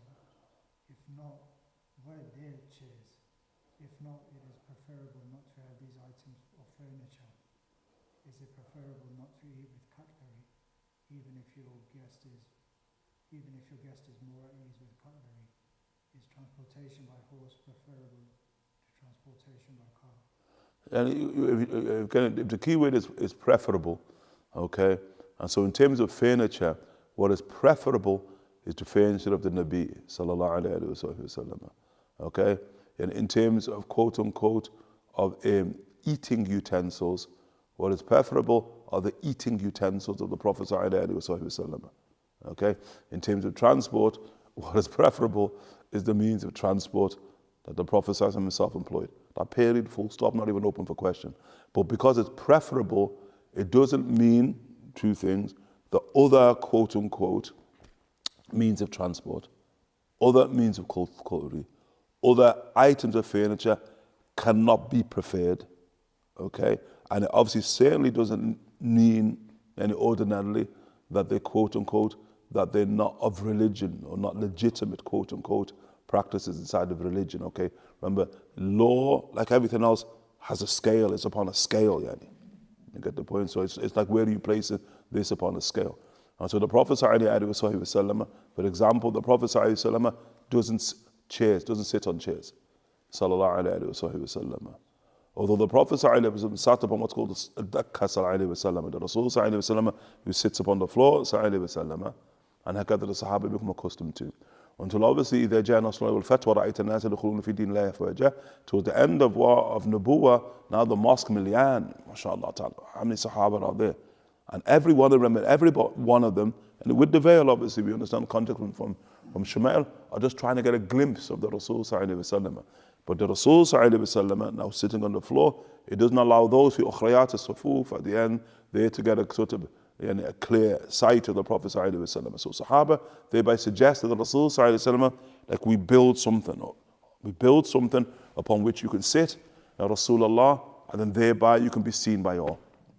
How that was, or how it's understood to be, was it chair-like, was it stage-like, so that he's still sitting on the floor? It's like, if I sit up on this cross-legged, then okay, although I'm upon this, but I'm still sitting in the same posture that I would sit up on the floor. But what we do know is that the Rasul was raised by the end of Nubuwah, so the Sahaba now could gaze upon the Prophet ﷺ. That their act could, for some people, no doubt, legitimize issues of chairs, yani. You get the point? Legitimize issues of couches, no doubt. In and of themselves, there's nothing wrong with there. Like a paradise couches, raised couches, there, raised chairs. Okay, Yawmul Qiyamah, yani manabir. Like what's the manabir? Like just like the manabir of the Prophet ﷺ, that's a chair, yani. In the mimbar, remember the Imam, yani sits between the khutbah, julus bain al-khutbatayn. What does he sit up on? Well, that's a chair in it. And the Rasul in the three-step mimbar made by Sayyidina Tamim al-Dari or the Ansariya, radiallahu ta'ala anhuma. And it's a chair. What I'm trying, all these legitimize. You get the point? But now what's important, now what was the ordinary practice of the Prophet ﷺ? Same with sleep, the Rasul, what was ordinarily the case? The Rasul says on the floor, ﷺ, mattress upon the floor. It doesn't negate the Rasul having a raised, as he had a raised, sallallahu alayhi wa sallam, in the house of Sayyidina Salama, he has a raised bed, sallallahu alayhi wa sallam, so it's there. But that's not in the Hujarat, in the other 8, in the quarters of the Prophet sallallahu alayhi wa sallam, have you got it? And so hakada, the Prophet sallallahu alayhi wa sallam, and he's saying that the Prophet sallallahu alayhi wa sallam, the Rasul sallallahu alayhi wa sallam, doesn't eat with utensil, sallallahu alayhi wa sallam, he doesn't eat with knife, doesn't eat with fork, doesn't eat with spoon, sallallahu alayhi wa alihi wa sallam. Even when you see the Salaf, the early people, Sahaba anhum in some lands, when they'd bring them like spoons, they'd send them back. No, that ain't the fair of the Nabi. The Prophet didn't do that. They eat with the hand. Okay, but because because they send them back, doesn't mean eating with them is necessarily wrong. We're not saying some haven't concluded that. The Shaykh, Uthman dan Fodio, rahmatullah ta'ala alayhi, that he said eating with spoons and that, he said it's a kufr, yani. The kufr, he said. But he said, like, why kufr? It doesn't mean mukhrij that you're a kafir, but he means like kufr, hurma with the shayu. And the shayu, anyone who knows the shayu, Uthman Dan Fodio, the shayu is moderate, yani. In his fiqh, he's very moderate, very, very balanced, yani. You read it? Like his brother, younger brother, Abdullah Dan Fodio, huge Imam, ilm, mashallah, tafsir of the Quran there, that relied upon in Mauritania. Abdullah Dan Fodio, there, like his brother, yani, he's a lot stricter, yani. But the shayu, he says, look, it's like haram there for somebody to use these utensils. They ask, well, why is it haram? He says, tashabbuh bil kuffar, yani, because you're imitating the kuffar there. So there are those who have those opinions, I get the point, but as we understand, it's not the majority opinion of Ahl al-Fiqh, yani. And then likewise also in terms of transport, yeah, no doubt the human being has lost something through what? Through circumventing the way of the Prophet sallallahu alaihi wasallam, remember the Rasul sallallahu alaihi wasallam, camels, remember the Rasul sallallahu alaihi wasallam, horses, remember the Rasul sallallahu alaihi wasallam, mules, remember the Rasul sallallahu alaihi wasallam, mashallah ta'ala, donkeys, sallallahu alaihi wasallam, remember the Rasul sallallahu alaihi wasallam, the Buraq, sallallahu alaihi wasallam. So there is, mashallah ta'ala, prophetic mode of transport, sallallahu alaihi wasallam. But hakada, yani khalas, that society, nasarallah ta'ala, in modernity, quote unquote, has abandoned almost completely prophecy. Isn't it? Tell you, last question there.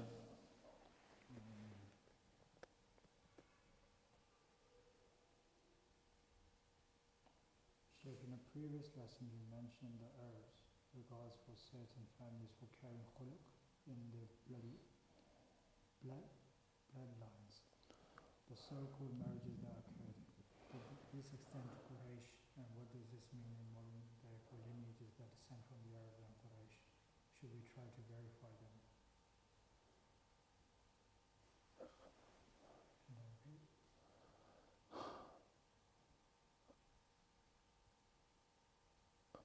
What's the question? Sorry, what's the question?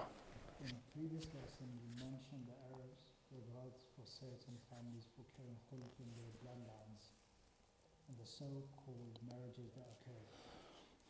Did this extend to Quraysh, and what does this mean in modern day for lineages that descend from the Arabs? No,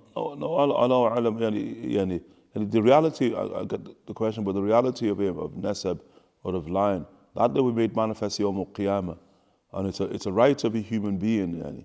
It's a right of a human being that when they stake a line, when they stake a claim to a line, to a lineage, yani, that quote unquote they believed, or that the claim that they make is accepted. It's problematic if you deny quote unquote as a Muslim, like you're denying the lineage of a person. Not problematic in terms of the deen of Allah subhanahu wa ta'ala. You with it? Like sure. Yani if there's a denial, hatu burhanakum in kuntum sadiqina. You can't just deny it, I don't believe that. Bring your proof, quote unquote, that you're telling the truth, that they don't have that line. And so leave it to Yawm al-Qiyamah for Allah Jalla Jalala. But for a person then to say, well, in the age of Jahiliyyah, because he said you deem the age of Jahiliyyah, that they have this immoral way, quote unquote, of human relationships that can lead to quote unquote a false line. Does that hold true? Yeah, it holds true. Okay, it holds true. But remember, the age of the Prophet comes to cleanse that, to wipe that out. Okay? And so then the assumption being now, therefore, is that when people's lines go back, because when you say you go back to Quraysh, and through the companions is the assumption there. When you're going back to Quraysh there, through the companions of the Prophet then so long as that's verified, there's not going to be a tuhma.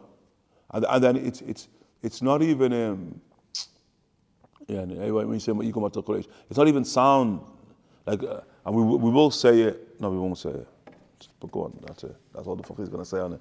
Because you can get into, because we know the discussions there about lines of certain individuals. Was it even a real line? Was it legitimate or not legitimate? We get the conversation there. But I think the basic adab is that if somebody has a line, has a lineage, okay, that they are believed, or at least you embrace it, leave it to Yawm al-Qiyamah. Except if you have proof that no, it's not a valid line, then just bring your proof if you're telling the truth. Okay? طيب. جزاكم الله خيرا وصلى الله على سيدنا محمد وعلى آله وصحبه وسلم.